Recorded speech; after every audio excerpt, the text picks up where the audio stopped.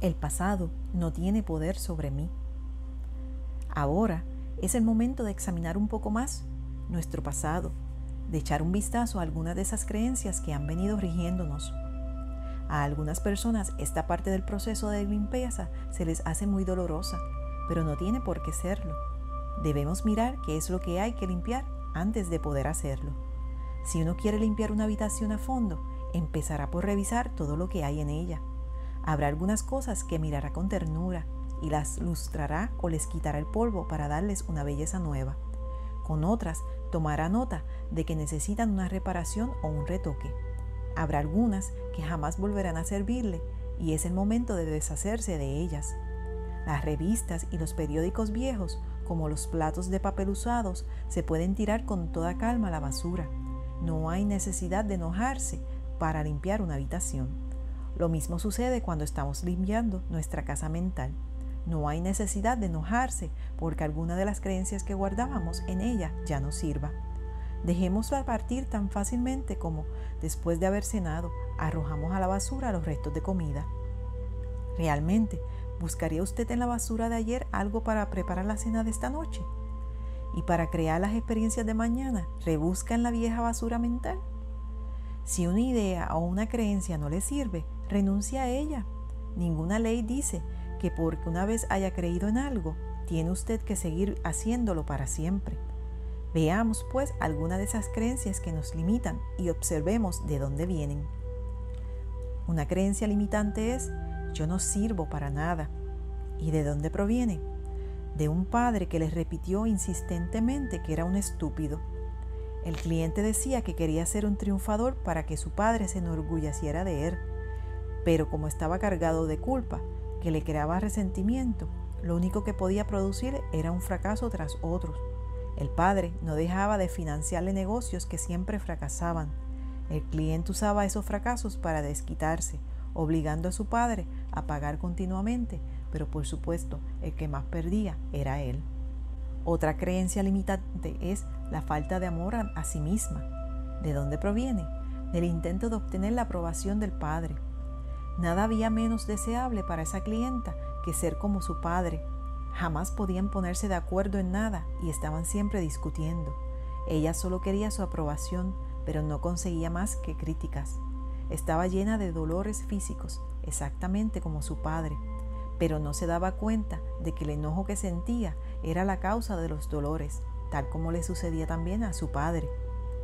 Otra creencia limitante es: la vida es peligrosa. ¿De dónde proviene? De un padre asustado. Otra clienta veía la vida como algo hosco y duro. Reírse era difícil para ella y cuando lo hacía temía que le sucediera algo malo. La habían criado con la amenaza de que si te ríes te lo harán pagar. Otra creencia limitante es: no sirvo. ¿De dónde proviene? De sentirse abandonado y descuidado. Al cliente se le hacía difícil hablar. El silencio se había convertido en su modo de vida. Acababa de dejar las drogas y el alcohol y estaba convencido de su inutilidad.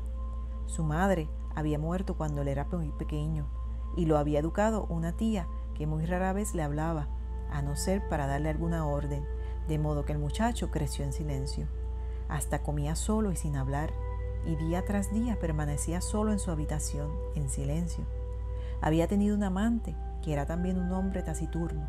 Ambos pasaban la mayor parte del tiempo juntos, sin hablar.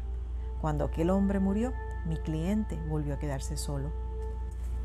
El ejercicio siguiente consiste en apuntar en una hoja grande de papel todas las cosas que sus padres decían que estaba mal en usted. ¿Cuáles eran los mensajes negativos que usted oía? Concédase el tiempo suficiente para recordar tantos como pueda. Por lo general, con 1 hora está bien. ¿Qué le decían sobre el dinero y sobre su cuerpo? ¿Qué le decían del amor y de las relaciones sexuales? ¿Qué le decían sobre su capacidad creadora? ¿Cuáles eran las cosas limitadoras o negativas que le decían? Si puede, considere objetivamente estos puntos y dígase: ¿con qué de ahí es de donde proviene esta creencia? Ahora, busque otra hoja de papel para profundizar un poco más. ¿Qué otros mensajes negativos oyó usted de pequeño? De sus parientes, de sus maestros, de sus amigos, de figuras de autoridad, de su iglesia. Escríbalo todos, tomándose su tiempo. Esté atento a las sensaciones corporales que vaya teniendo. En esas 2 hojas de papel están las ideas que necesita hacer desaparecer de su conciencia. Son esas creencias las que le hacen sentir que no sirve.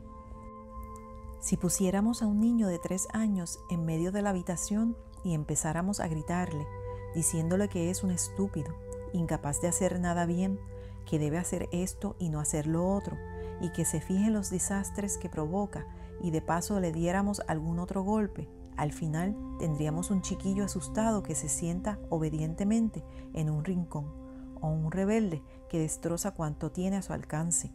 El niño mostraría uno de estos 2 comportamientos, pero jamás llegaríamos a saber qué potencial tenía.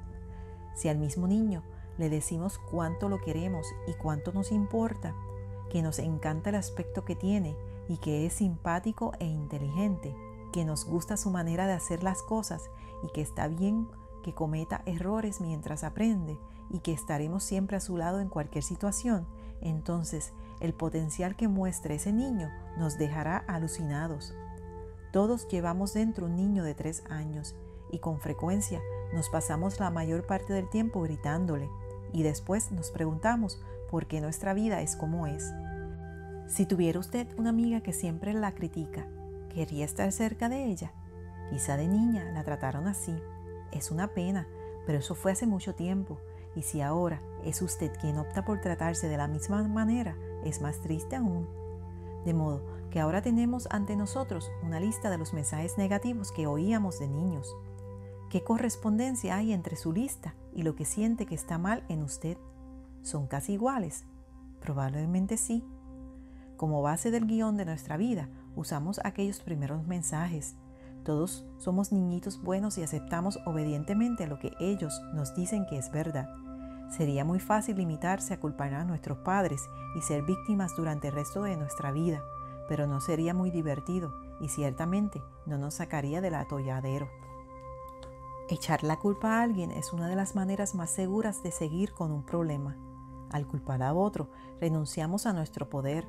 Entender las cosas nos permite distanciarnos del problema y controlar nuestro futuro. El pasado no se puede cambiar, pero el futuro va siendo configurado por lo que pensamos hoy. Para liberarnos es imprescindible que comprendamos que nuestros padres hicieron lo mejor que podían, dado el entendimiento, la conciencia y los conocimientos que tenían. Cada vez que culpamos a alguien, dejamos de hacernos responsables de nosotros mismos. Las personas que nos hicieron esas cosas tan terribles estaban tan asustadas y desorientadas como nosotros, sentían el mismo desvalimiento. No tenían la menor posibilidad de enseñarnos nada más que lo que a ellos les habían enseñado. ¿Qué sabe usted de la niñez de sus padres, especialmente antes de los 10 años? Si todavía le es posible averiguarlo, pregúntele. Si puede saber algo de cuando ellos eran niños, le será más fácil entender por qué hicieron lo que hicieron, y ese entendimiento le aportará compasión. Si no lo sabe y ya no puede averiguarlo, procura imaginarse cómo puede haber sido. ¿Qué clase de infancia puede crear un adulto así? Usted necesita saberlo por su propia libertad, porque no puede liberarse mientras no les libere, no puede perdonarse mientras no los perdone. Si les exige perfección, también la exigirá a sí mismo y será durante toda su vida una desdichada. Cuando éramos pequeños, nuestros hermanos y hermanas mayores eran dioses para nosotros, y es probable que si ellos eran desdichados se desquitaran con nosotros, física o verbalmente. Quizás nos dijeran cosas como: le diré a mamá o a papá lo que hiciste, infundir culpa. Tú eres una mocosa y no puedes hacer eso. Eres demasiado estúpido para jugar con nosotros. También es frecuente que los maestros nos hayan influido mucho. En 5º grado, la maestra me dijo enfáticamente que yo era demasiado alta para ser bailarina. Yo le creí y dejé de lado mis ambiciones en ese campo hasta que ya fue demasiado tarde para encarar profesionalmente la danza.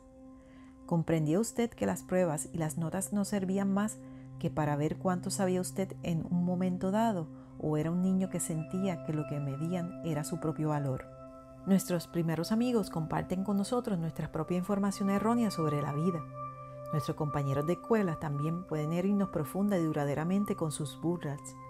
Mi apellido cuando iba a la escuela era Luney y los chicos solían llamarme lunática. También los vecinos tienen su influencia, y no solo por sus observaciones, sino también porque en casa nos reprendían con un ¿qué dirán los vecinos? Procure recordar que otras figuras de autoridad tuvieron influencia en su niñez, y por cierto, que están las afirmaciones enérgicas y muy persuasivas que nos llegan mediante los anuncios de la prensa y la televisión. Demasiados son los productos que se venden haciéndonos sentir que si no los usamos nos falta clase o somos tontos. Todos estamos aquí para trascender nuestras primeras limitaciones, sean estas las que fueren. Estamos aquí para reconocer nuestra propia magnificencia y nuestra divinidad. No importa lo que ellos nos hayan dicho. Usted tiene sus propias creencias negativas para superar y yo tengo que superar las mías. Esto ha sido parte del libro Usted puede sanar su vida de Louise Hay. Si te gustó, compártelo con tus amigas y escribe en los comentarios: elimino las creencias de mi pasado. La mente es poderosa y mientras más te repites estas afirmaciones, más efecto tendrán en tu vida. Recuerda suscribirte a nuestro canal y seguirnos por las redes sociales como Mujeres Explorando. Te envío un abrazo y no olvides repetirte: estoy al timón de mi vida.